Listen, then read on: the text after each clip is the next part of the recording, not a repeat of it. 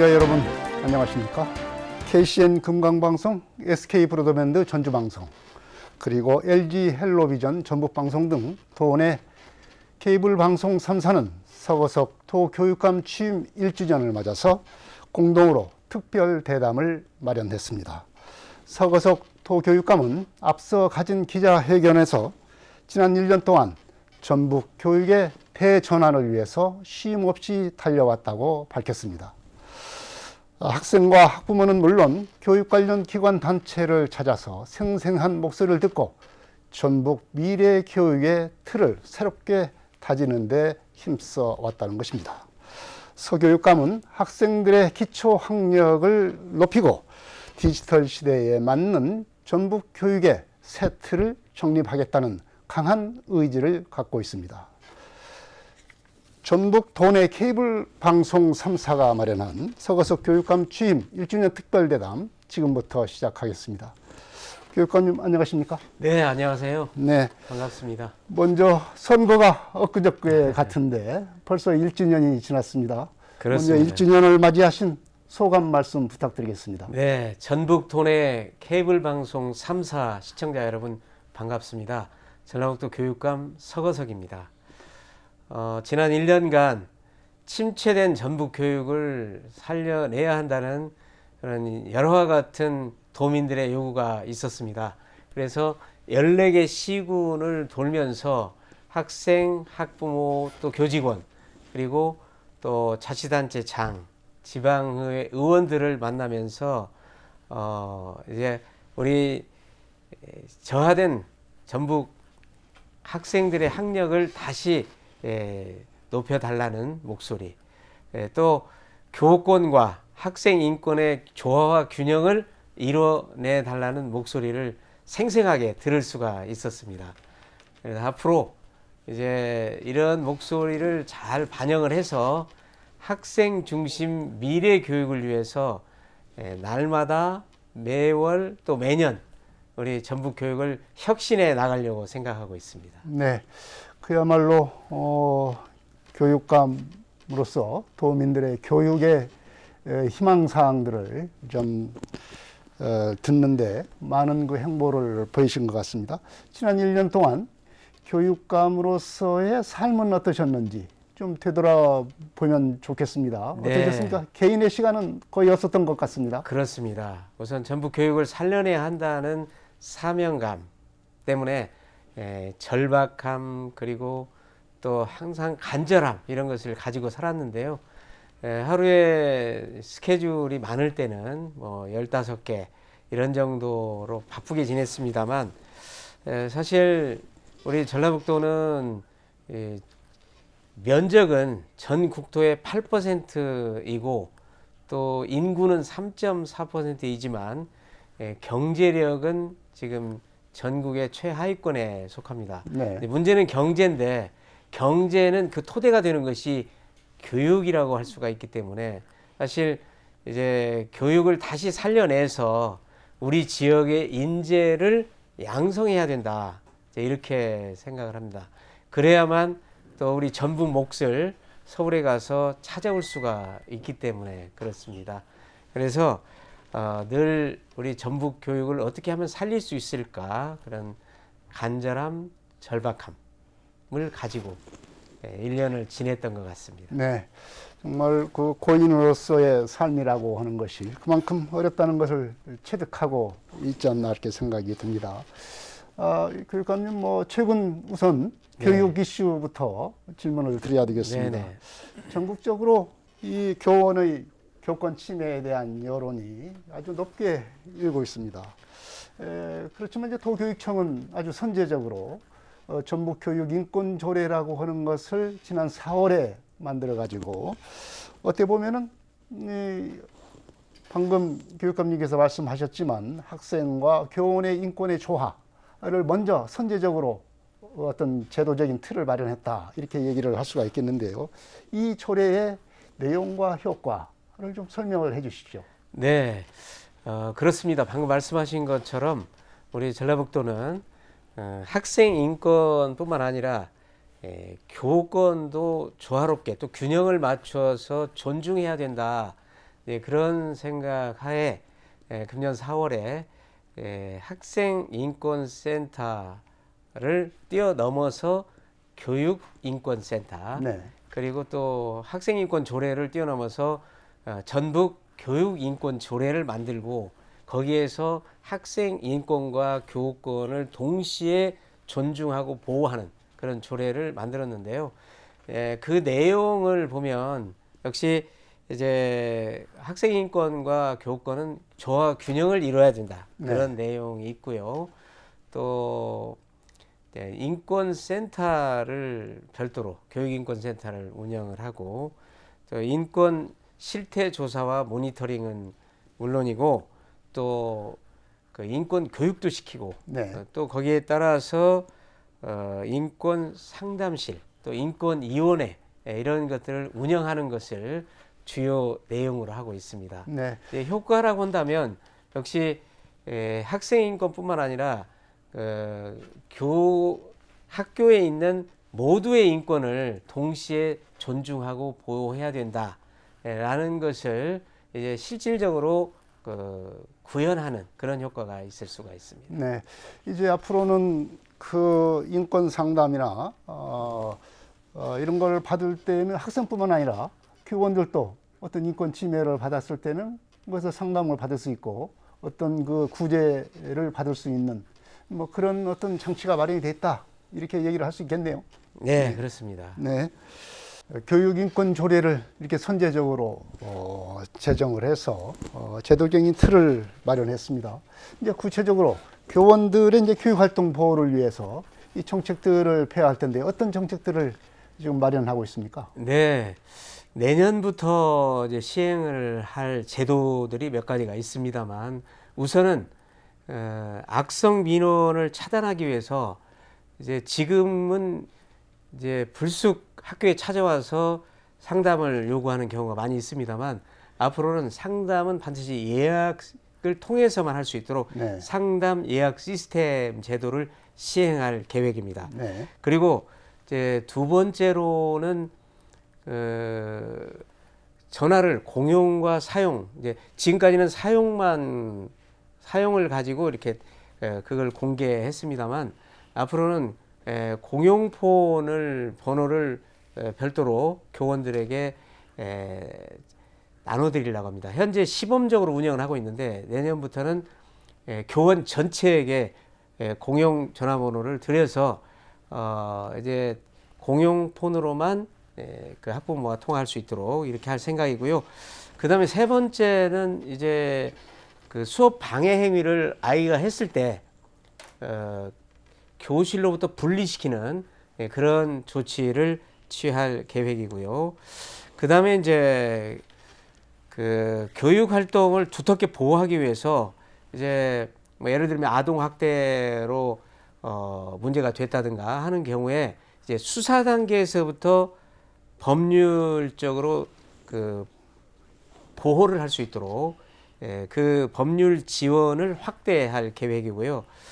그 다음에 또 악성 민원이라든가 또는 학폭 관련 민원이 있을 때 사실은 교사들이 직접 거기에 응대하기 굉장히 버겁고 어렵습니다.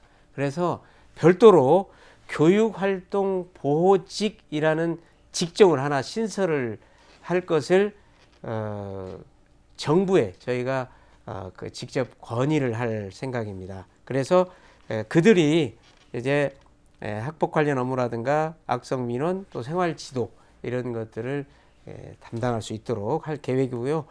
그 다음에 이제 그 교원들의 교육 활동과 관련된 여러 가지 법률들이 있어요. 그것이 이제 아동 학대 범죄 처벌 등에 관한 법률이라든가 또는 초등등 교육법 그리고 학교 폭력 예방법 이런 법률들이 있는데요. 거기에 이제 상당히 좀 문제가 되는 조항들이 있어서 그런 조항을 개정할 수 있도록 시도교육감 협의회를 통해서 국회, 정부에 적극 건의를 함으로써 그 부분을 관철을 시키려고 생각하고 있고요. 또 도의회 조례가 있습니다만 도의회 이 교권 보호 관련 교육활동 보호 관련 조례도 필요한 부분은 개정을 하는데 앞장서려고 합니다. 네, 여러 가지 이제 교권을 보호하기 위해서 상담 예약지랄지 뭐 교사 공용 전화 사용이랄지 그다음에 그야말로 이제 학습 방해 행위를 하는 학생에 대해서는 이제 격리를 할 수 있도록 하는 그런 어떤 실질적인 조치들이 현장에서 좀 적용돼야 될 정책들이 지금 마련이 된 것 같습니다. 지금 여러분께서는 전북 케이블 방송 3사가 마련한 서거석 도교육감 취임 1주년 특별 대담을 보고 계십니다.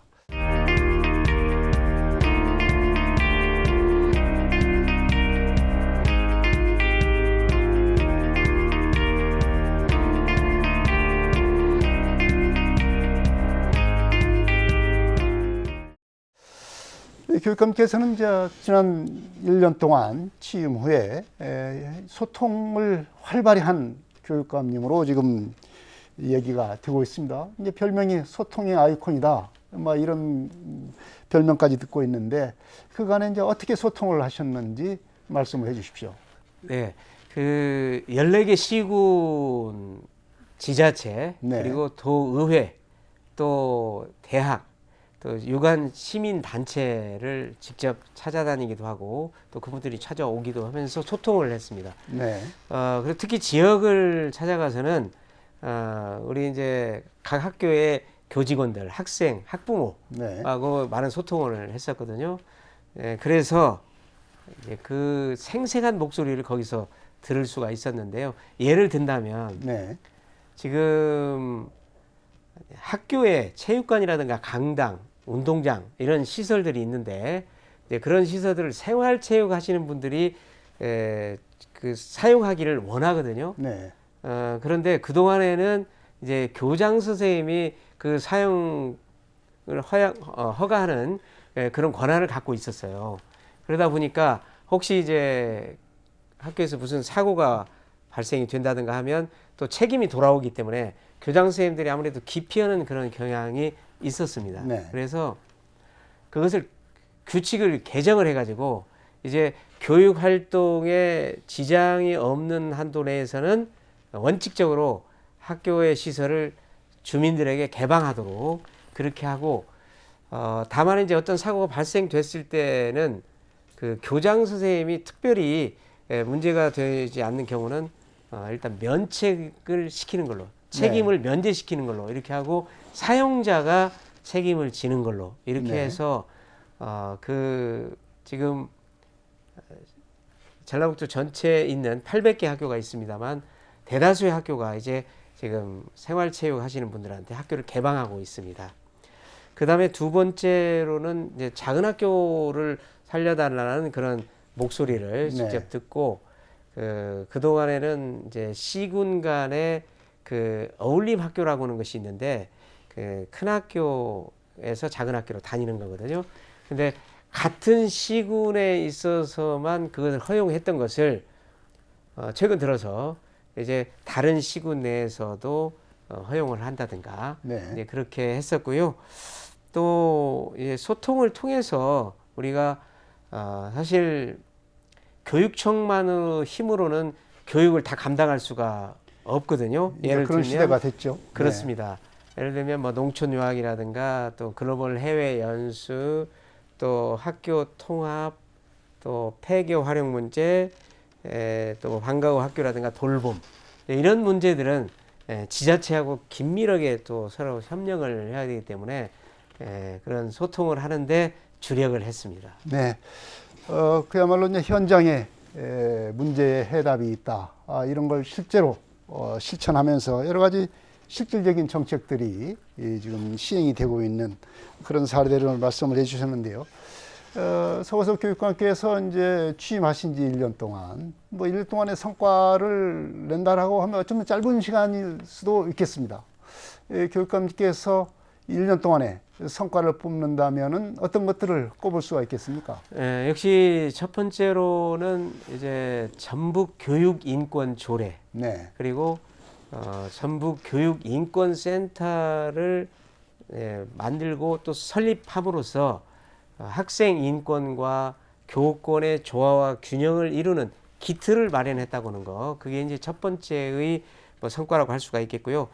두 번째는 디지털 대전환 시대를 맞이해서 우리 아이들에게 이제 디지털 에듀테크를 활용한 수업이 가능하도록 네. 하기 위해서 우선 미래교육 캠퍼스를 만드는데 중앙 투자 심사를 통과시켰다는 거. 네. 이것도 성과로 들을 수가 있겠습니다. 세 번째는 역시 우리 아이들의 민주 시민으로서의 자질을 키우기 위한 전북 학생의회 설립, 그리고 또 오랫동안 지속되어 왔던 그 교원과 그리고 직원들의 인사 제도를 개편한 거라고 볼 수가 있겠고요.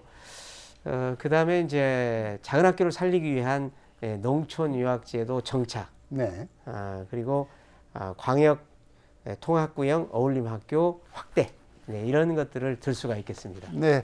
특히 이제 인사제도 개편 같은 문제는 상당히 그 학교 구성원들, 특히 교원들 사이에서는 상당히 그 관심 있는 제도 아니겠습니까? 특히 학부모들도 어떻게 보면 그 학생들에게, 자녀들에게 교육을 잘 시킬 수 있을까? 그 고민은 교원들한테 굉장히 어떤 그 능력 있는, 그리고 활발히 활동할 수 있는 교원들이 우리 자녀가 다니는 학교에 배치됐으면 좋겠다, 이런 희망이 좀 있었던 것 같아요. 이런 점들을 좀 배려를 한 것이 아닌가 생각이 드는데 어떻습니까? 그렇습니다.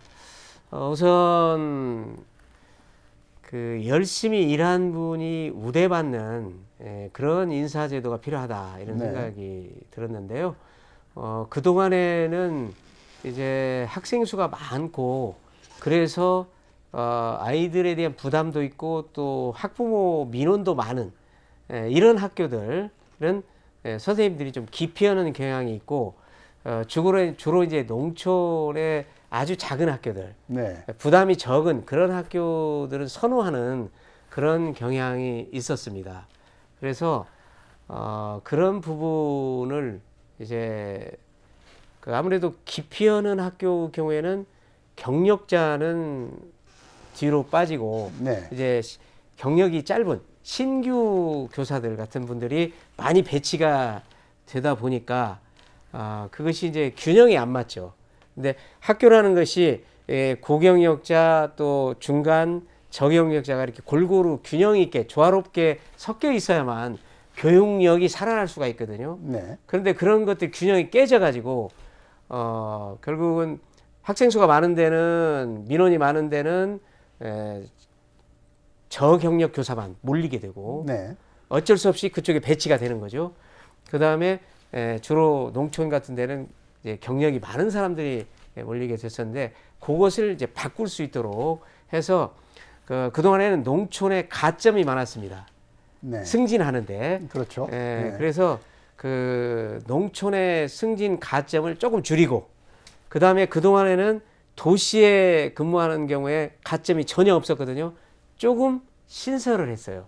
그래서 좀 균형을 맞추도록 이렇게 했고, 또 지역에 따라서도 예컨대 14개 시군 중에 군산과 남원 같은 경우에 교사들이 기피 지역이 있거든요. 네. 그러다 보니까 우선 경력이 있는 분들은 아까 말씀드린 것처럼 이제 다른 쪽으로, 좀 편한 쪽, 이런 쪽으로 지원을 많이 하게 되고, 결국 남는 곳이 결국은 젊은 교사들 차지가 되는 그런 경우가 있어서 그걸 바꿨습니다. 네. 그래서 일단 그 순위를 교사들 배치할 때 일단 저경력 교사, 신규 교사를 이제 면접 배치를 합니다. 그래서 경력자가 많은 곳에 신규 교사를 넣고, 경력자가 적은 곳에는 이제 경력이 많은 사람들을 거기다 집중적으로 집어넣어서 이제 균형을 맞추는 쪽으로 그렇게 네. 했습니다. 역시 이제 학교에서의 교원들의 어떤 균형, 그리고 지역 간 균형, 지역 속에서도 이런 것들의 균형을 찾아가는 그런 인사제도로 이제 개편했다, 뭐 이렇게 이해를 할 수가 있겠습니다. 현대는 이제 디지털 시대라고 이렇게 합니다. 기술이 너무 빨리 발전하니까 이 변화 속도에 제대로 따라가지 못하는 그런 시대가 됐습니다. 이 디지털 대전환 정책이 펼쳐지고 있는데 전라북도 교육청은 이 디지털 대전환 시대의 교육 대책을 어떻게 지금 추진하고 있습니까? 네, 우리 전라북도의 디지털 대전환에 즈음한 정책은 이제 그동안 너무 이 디지털 관련해서 뒤처져 있었기 때문에 이것을 따라잡는 정책을 취하고 있습니다. 단적인 예로 우선 아이들에게 노트북 같은 스마트 기기를 제공을 하고 그리고 선생님들이 이제 디지털 역량 연수를 받아서 네. 수업 시간에 이제 새로운 신기술 AI, AR, VR, XR 이런 것들을 자유자재로 활용할 수 있어야 되는데요. 그래야 수업의 질을 높일 수가 있거든요. 네. 그런데 우선 아이들에게 그 스마트 기기, 노트북 같은 것을 보급한 그 비율을 보면 오늘 현재 우리는 21.4%밖에 안 돼요. 전국 17개 시도교육청이 있는데 끝에서 두 번째입니다. 거기에 반해서 다른 지역은 작년 말 기준으로 볼 때 2개는 100%, 네. 11개는 80%, 그리고 나머지도 우리보다 전부 위입니다.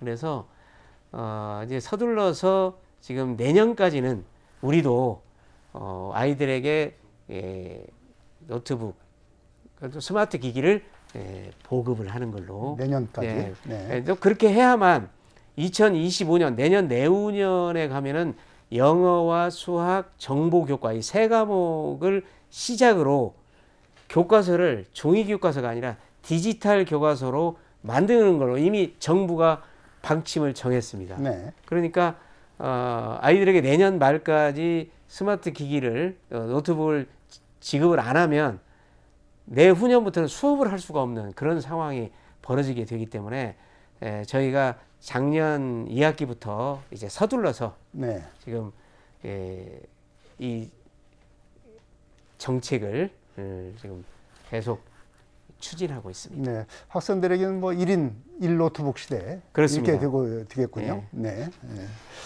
네. 그리고 이제 미래교육 캠퍼스도 지금 아까 설명을 하셨는데 교육부의 중앙투자심사를 통과를 했지 않습니까? 네네네. 이제 어떤 이 미래교육 캠퍼스에는 어떤 그 교육 시설이 들어서게 됩니까? 네.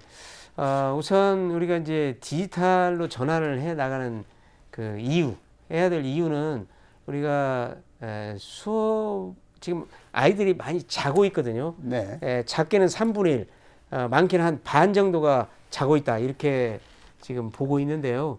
이런 아이들의 잠을 깨우기 위해서는 수업을 바꿔야 되거든요. 수업을 혁신을 해야 되는데 그 보조 수단으로서 이 에듀테크 기술이 필요한 겁니다. 네. 따라서 우리가 미래교육 캠퍼스는 이제 전라중짜리에다가 지금 세울 계획인데 거기에는 미래의 신기술을 아이들이 체험할 수 있는 체험관, 네. 그러니까 신기술 체험관이 되겠죠. 그 다음에 또 신기술을 교육받을 수 있는 교육관, 네.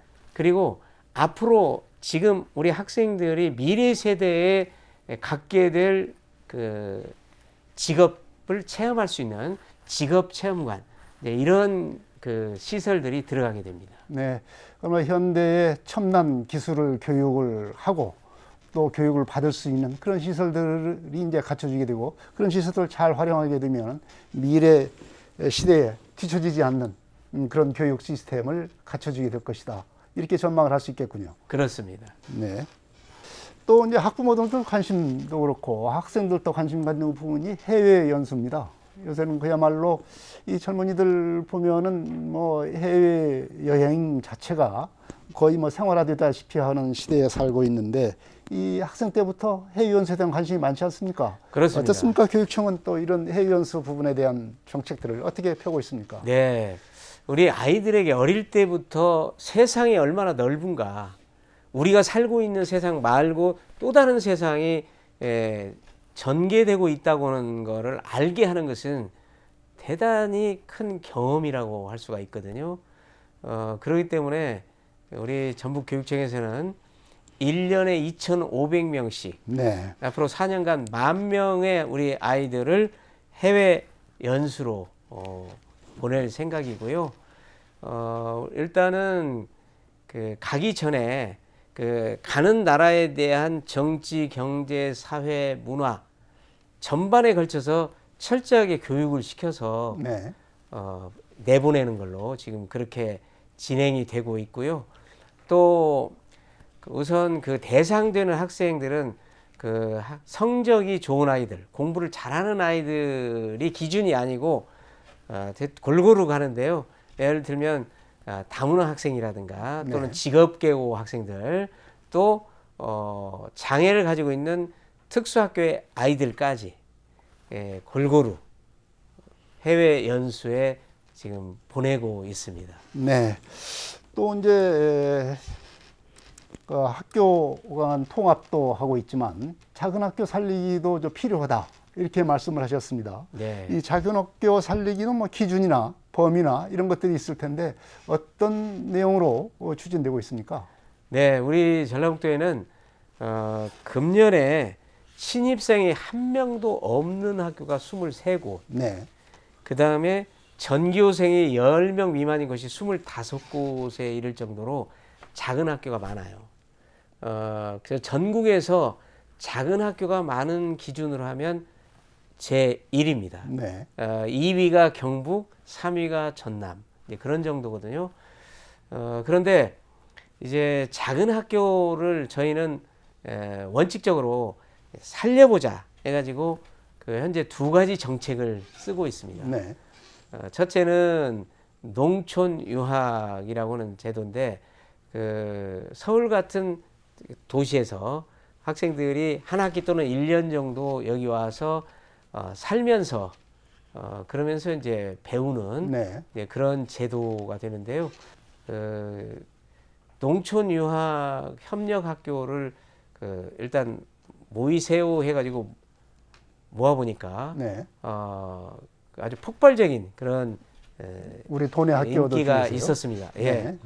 네. 그래서 이제 그 작은 학교를 통해서 농촌 유학을 통해서 작은 학교를 좀 활성화시키고 네. 이제 두 번째로는 이제 공동 통학교형 어울림 학교라고 하는 게 있는데 네. 그거는 큰 학교에 있는 아이들이 작은 학교로 옮겨서 학교를 다니도록 하는 네. 것인데 지금까지는 같은 시군 내에서만 그게 허용이 됐던 것을 최근에 다른 시군 내에서까지 가능하도록 네. 그 문호를 개방을 했습니다. 그래서 이렇게 이제 작은 학교를 가능한 한 우리 전북교육청에서는 최대한 살려보겠다 이런 정책을 가지고 있습니다. 네.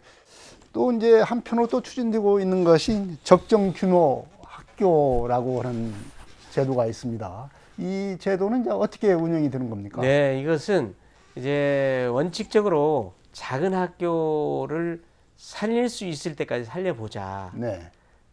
그래서 이제 아까 말씀드린 농촌 유학과 어울림 학교를 확대하는 그런 2가지 정책을 쓰고 있는데 이제 그것이 한계점에 도달을 하는 경우가 있습니다. 예를 들면 한 학년에 한두 명 또는 2~3명밖에 안 될 경우. 네. 이런 경우에 그 작은 학교에 다니는 아이가 도대체 무엇을 배울 수 있는가? 반드시 배워야 될 것은 우선 지식이 되겠죠. 그다음에 또 여러 가지 그 미래 역량을 또 키워야 되는데 그보다 더 중요한 것이 있다면 역시 아이들이 또래 아이들과 어울려서 관계를 어떻게 형성할 건가? 네. 그 사회성이거든요. 또 사회성을 제대로 키워야만 나중에 어른으로 성장했을 때 정상적인 사회인으로 될 수가 있거든요. 그렇기 때문에 그 너무 작은 학교에 다니는 아이들이 어떻게 생활하고 있는가 하는 걸 자세히 살펴보니까 우선 수업이 잘 안 돼요. 네. 그리고 그 사회성을 기를 수가 없어요. 네. 지금 한 학년에 2명밖에 없는 그런 학교들이 여럿 있거든요.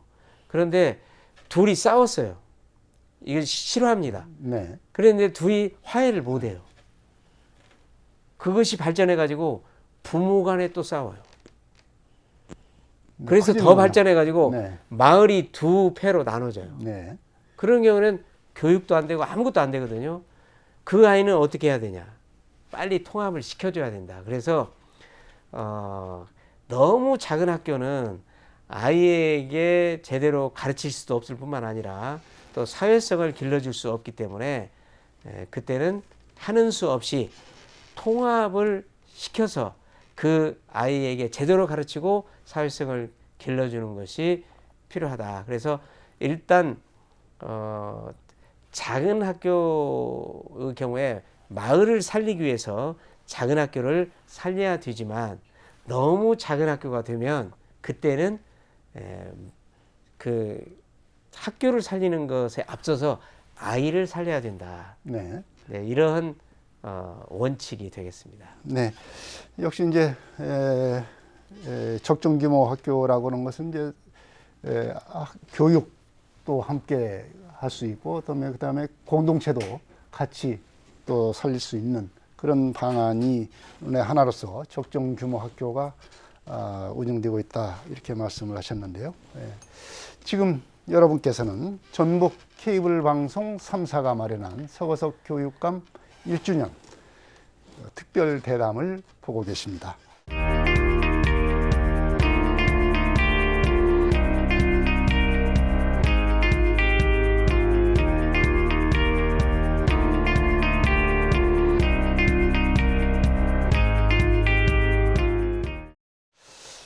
또 최근 들어서 진학과 관련된 현안 이슈가 있습니다. 교육감의 견해를 좀 묻고 싶습니다. 최근 이제 수능이 얼마 남지 않은 상황에서 정부가 이제 킬러 문항, 이른바 킬러 문항 배제를 한다 이런 방침으로 해서 한동안 좀 혼란스러웠습니다. 이에 대한 그 교육감님께서는 이 수능의 킬러 문항 배제 방침에 대한 어떤 그 혼란을 직접 경험을 하셨으니까 이에 대한 어떤 견해와 또 해결 방안이 있을 것 같습니다. 교육감님께서 좀 말씀해 주시죠. 네, 킬러 문항이라고 한다면 아주 어려운 문제라는 뜻이죠. 고난도의 문제를 말하는데요.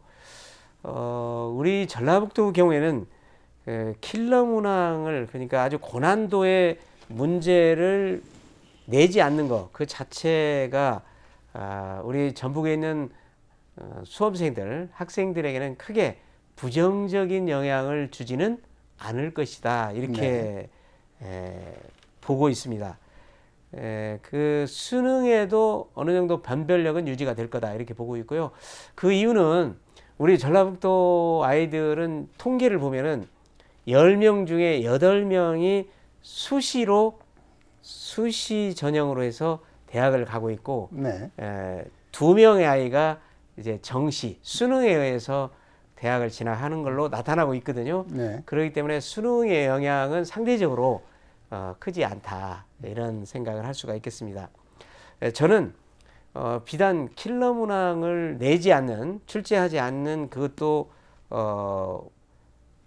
필요하지만 수능 제도 전반 그리고 우리 대학 입시 제도 전반에 대한 재검토가 좀 이루어져야 되지 않느냐. 사실 우리 대한민국의 정치, 경제, 사회, 문화, 뭐 집값 이런 것까지 다 입시하고 관련이 그렇죠. 있기 때문입니다. 그런데 지금 우리 전라북도 교육청에서는 일단 그동안에는 근거 없는 학력 경시 풍조가 좀 있었어요. 학력을 가볍게 여기는 그런 풍조가 있었기 때문에 대학 입시를 지원하는 것도 좀 많이 미흡했다고 생각합니다.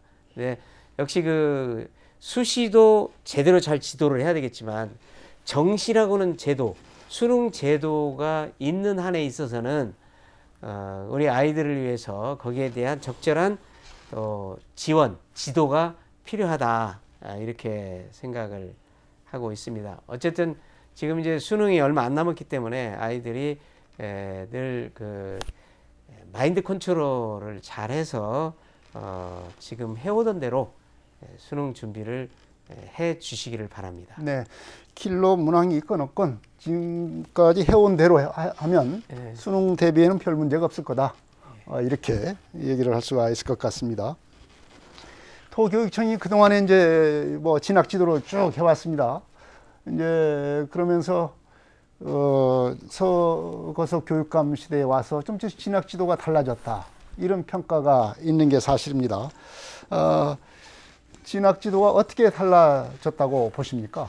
네, 우리 아이들이 이제 100명의 아이가 있다면 사실은 소질과 적성이 다 다르기 때문에 국영수 과사에 특화되어 있고 그걸 잘하는 아이들이 있는가 하면은 또 예체능, 요리, 게임 각기 그 선호하는 분야가 다 다를 수 있거든요. 그래서 일단은 개 중에 이제 대학 진학을 원하지 않는 애도 있을 수 있어요. 나는 게임을 하는데 대학은 안 가겠다. 그런 아이들은 이제 그런 대로 또 지도를 해야 되겠습니다만, 국영수 과사는 물론이고 또 예체능을 나는 하고 있지만 대학은 가겠다. 이런 아이들을 위해서 역시 대학 입시 지도는 필요하다. 네. 이런 생각을 합니다. 그런데 그동안에 이제 우리 여러 그 설문조사가 있습니다만 한국교육개발원에서 설문을 한 것을 보면 고등학교 학부모들이 학교에 바라는 것이 뭐냐. 1번이 진로 진학 지도를 제대로 좀 해줬으면 좋겠다. 네. 입시 정보를 충분히 제공해달라. 이런 거였거든요. 그래서 학부모의 관심은 뭐 그게 제일 크겠죠. 그렇습니다. 그래서 금년 들어서 우리 전북교육청에서는 어떤 입시 설명회 횟수를 대폭 늘렸습니다. 네. 과거에는 전라북도에 있는 큰 도시 3개 중심으로 해서만 입시 설명회가 있었다면 지금은 14개 시군 전체 입시 설명회를 열고 또 특히 인구가 많은 쪽은 더 많이 횟수를 늘리고 그 다음에 또 그 입시 설명회 자체도 우선 각 지역에 있는 대학들 중심으로 해서 우리 지역에 있는 대학 중심으로 해서 설명회 열고 네. 또 서울 지역에 있는 대학 중심으로 설명회를 열고 또 분야별로 해서 뭐 예체능계만 따로 모아서 한다든가 또는 아니면 의치약 악학 계열 네. 이제 그런 쪽만 또 모아서 한다든가 이런 식으로 입시 설명회를 좀 다양하게 하고 있고요. 그 다음에 이제 입시 정보에 대해서는 우선 온라인과 대면 상담을 대폭 늘렸습니다. 네. 그래서 입시 설명회를 올인원 진로 진학 상담 시스템을 만들어 가지고 올인원이요? 예, 네. 그 온라인으로 네. 언제든지 할 수 있도록 그렇게 하고 있고요.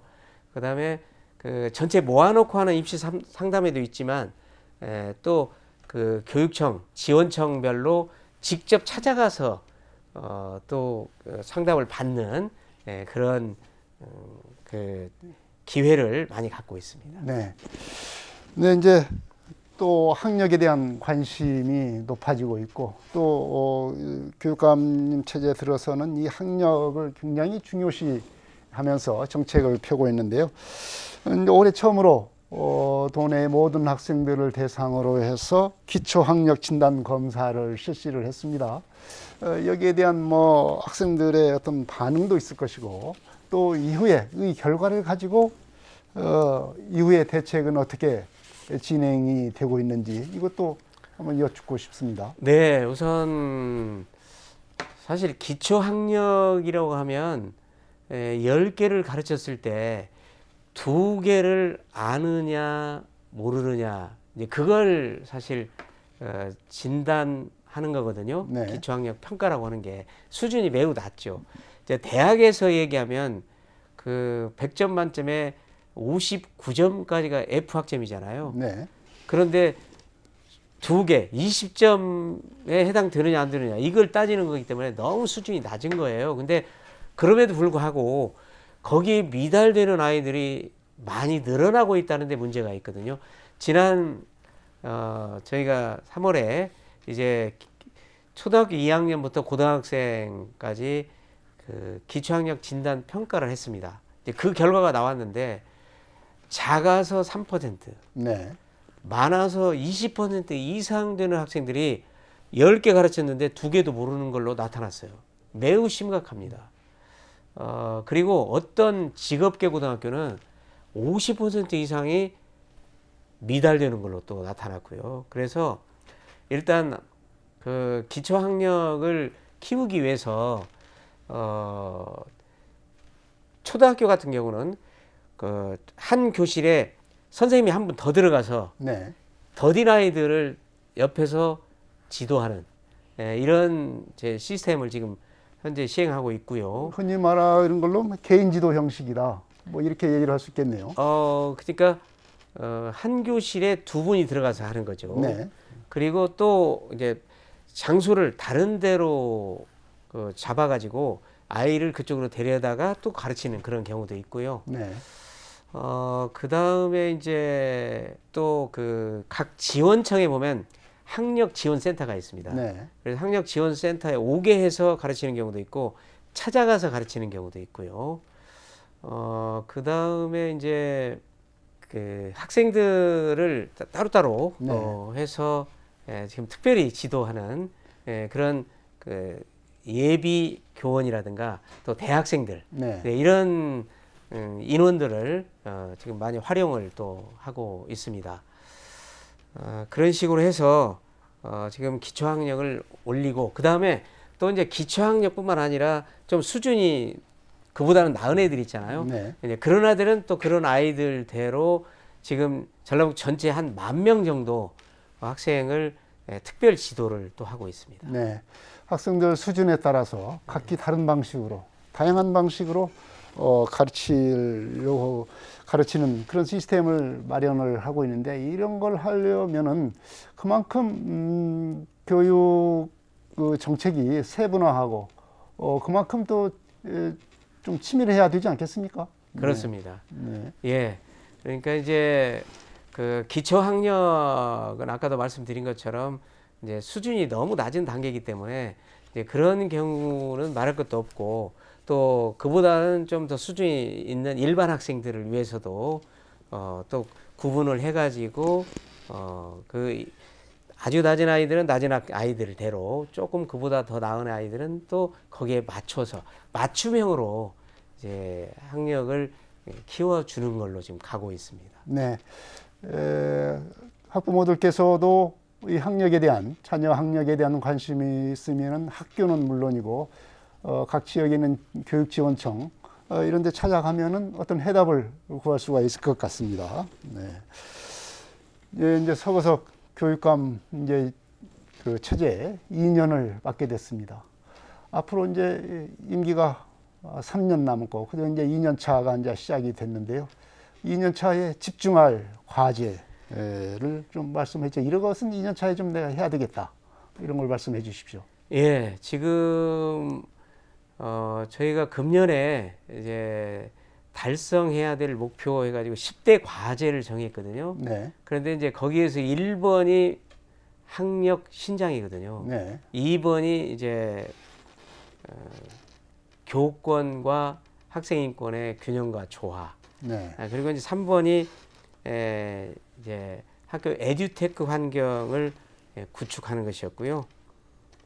그 다음에 이제 교육 지원금이라고 해서 에듀페이를 우리 아이들에게 지급해 주는 것인데, 네.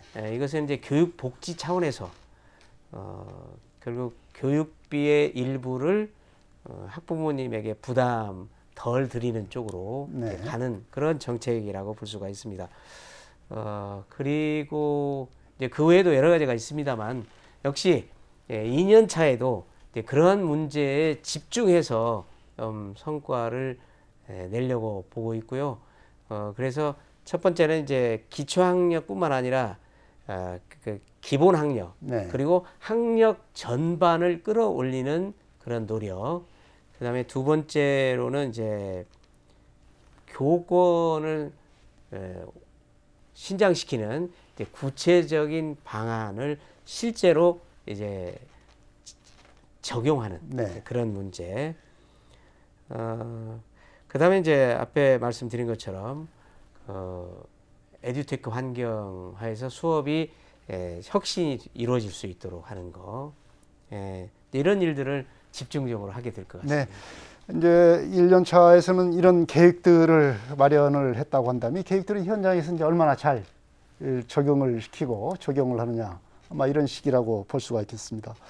끝으로 도민들에게 이 교육감으로서 교육에 대한 각오와 다짐을 마무리 말씀으로 해주시기 바랍니다.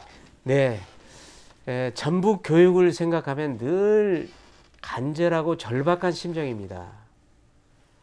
지난 1년은 전북 교육을 크게 바꾸는 전북 교육 대전환의 기틀을 마련한 시간이었다, 이렇게 생각을 합니다.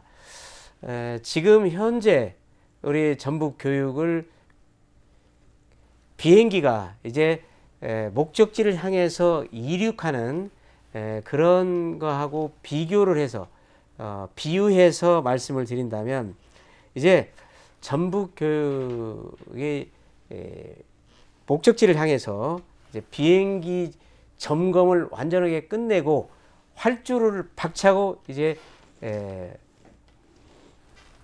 이륙하는 그런 단계다, 이렇게 볼 수가 있겠습니다.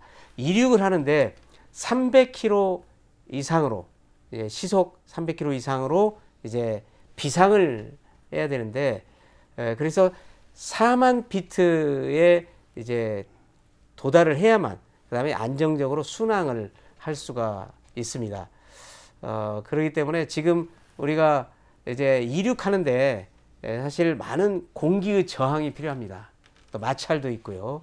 그래서 그런 것을 이겨내고 이제 본 궤도에 올라야 되는데, 그 본 궤도에 오르려면 역시 그런 마찰과 저항을 이겨내야 되기 때문에 많은 에너지가 필요합니다. 이 에너지를 우리 전북 도민 여러분께서 힘차게 응원해 주시고 지지해 주신다면 그것을 토대로 해서 이제 본 궤도에 올라갈 수 있을 것으로 생각을 합니다. 취임 1년을 맞은 서거석 교육감의 전북 교육에 대한 대전환 의지가 아주 강한 것 같습니다. 학력 강화와 교권과 학생 인권의 조화, 그리고 디지털 교육의 대응 등 서거석표 교육 정책이 어떤 성과를 가져올 수 있을지 주목됩니다. 전북 케이블 방송 3사가 마련한 서거석 교육감 취임 1주년 특별대담 여기서 마치겠습니다. 시청자 여러분, 안녕히 계십시오.